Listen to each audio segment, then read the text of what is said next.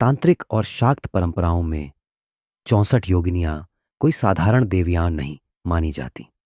वे आदिशक्ति, उस आदिम स्त्री ऊर्जा की रहस्यमय और शक्तिशाली अभिव्यक्तियां हैं जो इस पूरे ब्रह्मांड को संचालित करती है।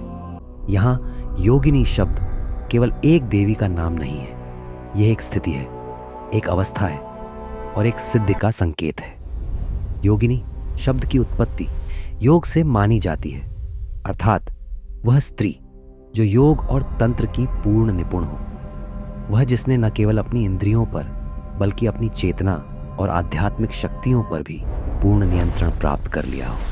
इसी कारण भारतीय धार्मिक परंपरा में योगिनी शब्द एक अद्वितीय द्वैत को प्रकट करता है। यह शब्द एक ओर दिव्य देवियों के लिए प्रयुक्त होता है और दूसरी ओर उन मानवीय महिला साधिकाओं के लिए जो तांत्रिक ज्ञान की गुरु थी और जिन्हें देवी का सजीव रूप माना जाता था।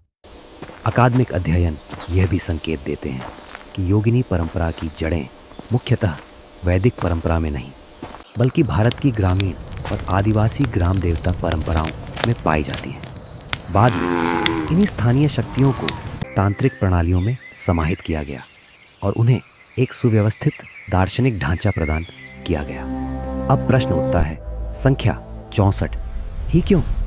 तंत्र में 8 की संख्या को पवित्र और पूर्ण माना जाता है और 64 जो 8 का वर्ग है अत्यधिक शक्तिशाली और प्रभावकारी मानी जाती है। धर्मशास्त्रीय दृष्टि से 64 योगिनियों का समूह 8 अष्टमातृकाओं से उत्पन्न हुआ माना जाता है।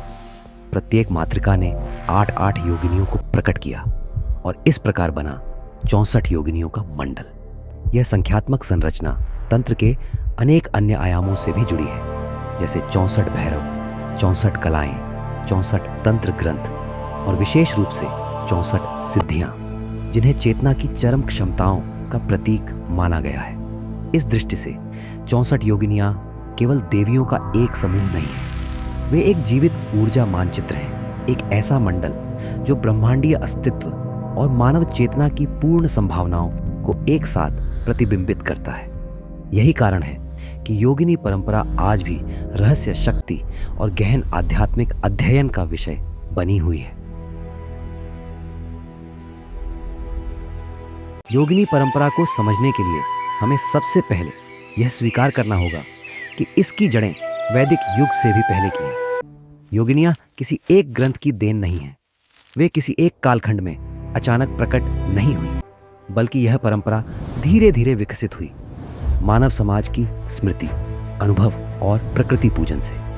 प्राचीन भारत के ग्रामीण और आदिवासी समाजों में स्त्री शक्ति को केवल देवी के रूप में नहीं बल्कि जीवन को संचालित करने वाली प्रत्यक्ष ऊर्जा के रूप में देखा जाता था।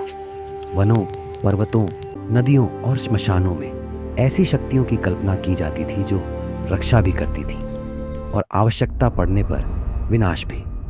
यही स्थानीय शक्तियाँ ग्राम देवता और ग्राम देवियों के रूप में पूजी जाती थी। इन परंपराओं में देवी कोई दूर बैठी हुई सत्ता नहीं थी, वह वहीं उपस्थित मानी जाती थी, पेड़ के नीचे, पत्थर में, भूमि में।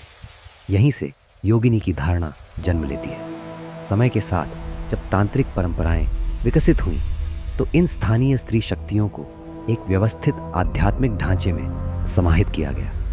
तंत्र ने शक्ति को केवल भावना नहीं बल्कि एक विज्ञान की तरह देखा, जिसे समझा जा सकता है, साधा जा सकता है।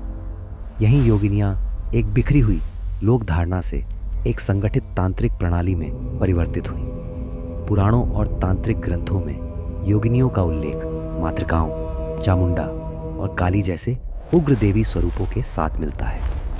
इन ग्रंथों में योगिनियां युद्ध, संहार और परिवर्तन की शक्तियां हैं। वे व्यवस्था को तोड़ती हैं ताकि नया जन्म ले सके। यही कारण है कि योगिनियों को भयावह भी माना गया और अत्यंत शक्तिशाली भी। कालांतर में इस परंपरा को एक संख्यात्मक संरचना दी गई। 8 मातृकाएं और प्रत्येक मातृका से उत्पन्न 8 सहायक शक्तियां। इस प्रकार संख्या बनी 64। तंत्र में 8 संख्या को पूर्ण माना जाता है और उसका वर्ग 64 पूर्णता की पराकाष्ठा। यह केवल गणित नहीं था, यह एक ब्रह्मांडीय मानचित्र था। जब यह परंपरा अपने चरम पर पहुंची तो योगिनियां मंदिरों में प्रतिष्ठित हुई। पर ये मंदिर अन्य मंदिरों जैसे नहीं थे। योगिनी मंदिर खुले आकाश के नीचे बनाए गए, बिना छत के, क्योंकि शक्ति को किसी संरचना में बंद नहीं किया जा सकता था। इन मंदिरों की गोलाकार रचना मंडल की अवधारणा को दर्शाती है, जहां हर शक्ति समान रूप से महत्वपूर्ण है। ओडिशा, मध्य भारत और पूर्वी भारत में ऐसे मंदिर आज भी मिलते हैं जो इस परंपरा की भौतिक स्मृति हैं। लेकिन समय के साथ योगिनियाएं केवल देवियां नहीं रहीं, वे तांत्रिक दर्शन में चेतना की शक्तियां बन गईं। मानव शरीर, मन और ब्रह्मांड तीनों में सक्रिय एक जीवित मानचित्र जो यह दिखाता है कि शक्ति कैसे कार्य करती है। और यही कारण है कि योगिनी परंपरा आज भी पूरी तरह अतीत नहीं बनी। यह एक यात्रा है जो लोक से तंत्र तक पहुंची और तंत्र से चेतना तक। जब योगिनी परंपरा अपने तांत्रिक स्वरूप में पूर्ण रूप से विकसित हुई तो वह केवल देवी पूजन की परंपरा नहीं रही, वह एक प्रणाली बन गई, एक सुव्यवस्थित तांत्रिक ढांचा। इस ढांचे के केंद्र में है संख्या 64। 64 योगिनियां अलग अलग देवियां नहीं हैं, बल्कि एक ही शक्ति के विभिन्न कार्यात्मक रूप हैं। तंत्र के अनुसार शक्ति कभी स्थिर नहीं रहती, वह निरंतर प्रवाहित होती है। इसी प्रवाह को समझने के लिए योगिनियों को एक समूह में व्यवस्थित किया गया। इस व्यवस्था की आधारशिला है 8 मातृकाएं। प्रत्येक मातृका एक मूल शक्ति का प्रतिनिधित्व करती है, जैसे सृजन, संरक्षण, संहार, ज्ञान, शक्ति, नियंत्रण, परिवर्तन और चेतना।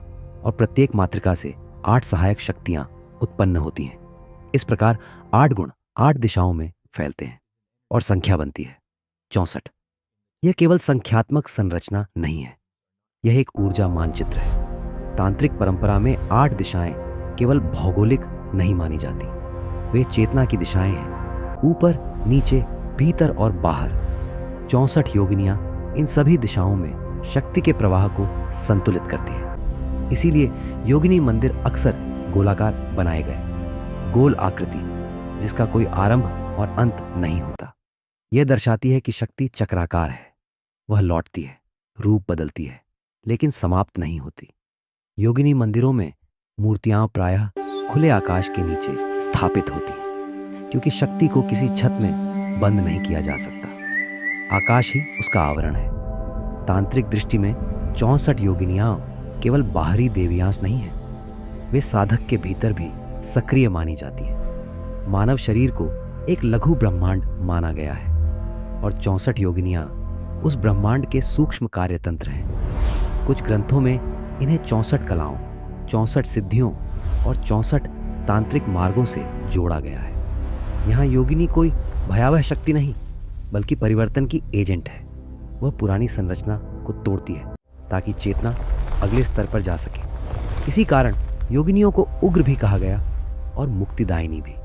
जो साधक केवल शक्ति चाहता है उसके लिए वे भय का कारण बनती हैं, और जो साधक समझ चाहता है उसके लिए वे मार्गदर्शक बन जाती है। इस प्रकार 64 योगिनी प्रणाली एक धार्मिक कथा नहीं, बल्कि एक तांत्रिक भाषा है, एक ऐसा मानचित्र जो यह दिखाता है कि शक्ति कहाँ से आती है, कैसे प्रवाहित होती है और अंततः चेतना में कैसे विलीन होती है। यही कारण है कि योगिनी परंपरा आज भी प्रासंगिक है, क्योंकि यह देवी की नहीं, शक्ति की बात करती है और शक्ति काल से परे होती है। योगिनी परंपरा केवल दर्शन और साधना तक सीमित नहीं रही, उसने भूगोल में भी अपने चिन्ह छोड़े। जब 64 योगिनियों की प्रणाली स्थापित हुई तो उनके लिए विशेष पवित्र स्थलों की रचना की गई।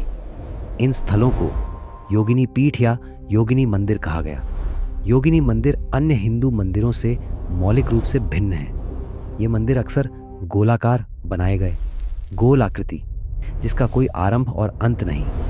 यह रूप योगिनी दर्शन के मूल सिद्धांत को दर्शाता है, शक्ति की चक्रीय प्रकृति। योगिनी मंदिरों की एक और विशिष्ट विशेषता है उनका खुला आकाश। अधिकांश योगिनी मंदिरों में कोई छत नहीं होती, क्योंकि तांत्रिक दृष्टि में शक्ति को किसी संरचना में कैद नहीं किया जा सकता। आकाश ही उसका आवरण है। इन मंदिरों में योगिनियां चारों दिशाओं में परिक्रमा करती हुई स्थापित की जाती है।